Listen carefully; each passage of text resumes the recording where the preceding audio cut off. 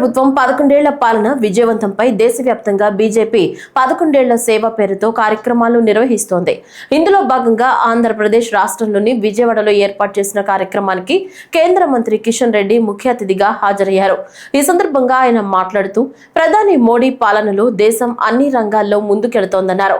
అలాగే ప్రస్తుతం భారత్ అభివృద్ధిలో దూసుకుపోతుందని, యావత్ ప్రపంచాన్ని భారత్ ఆకర్షిస్తోందని కిషన్ రెడ్డి చెప్పుకొచ్చారు. మోడీ పాలనలో 4వ అతిపెద్ద ఆర్థిక వ్యవస్థగా భారత్ అవతరించిందని గుర్తు చేశారు.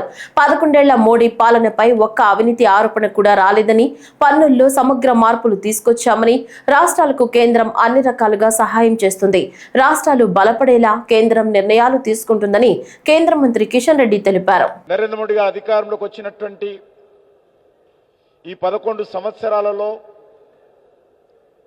అన్ని రంగాలలో కూడా అది గ్రామీణ ప్రాంతం కానీ, లేకపోతే మౌలిక వసతులు కానీ, బడుగు బలైన వర్గాల ప్రజలు కానీ, అన్ని రంగాలలో కూడా దేశం మరి ముందుకు తీసుకెళ్తున్నటువంటి పరిస్థితి మనకు స్పష్టంగా కనిపిస్తుంది.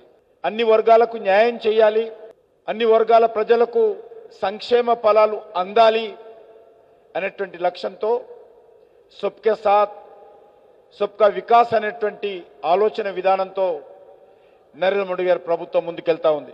స్వాతంత్రం వచ్చిన తర్వాత 11 సంవత్సరాలు పరిపాలించిన తర్వాత కూడా ఒక్క రూపాయి అవినీతి జరిగిందని ఈ దేశంలో ఏ రాజకీయ పార్టీ కానీ, మా ప్రత్యర్థులు కానీ, లేక ఏ మీడియా కానీ ఈరోజు ఆరోపించేటువంటి పరిస్థితి లేదు. కమిట్మెంట్తో, నీతి నిజాయితీతో, ఒక సమర్థవంతమైనటువంటి పాలనతో నరేంద్ర మోడీ గారి ప్రభుత్వము, ఎన్డీఏ ప్రభుత్వము ఈ దేశంలో అద్భుతంగా పరిపాలన చేస్తున్న విషయాన్ని మనం చేస్తా ఉన్నాను.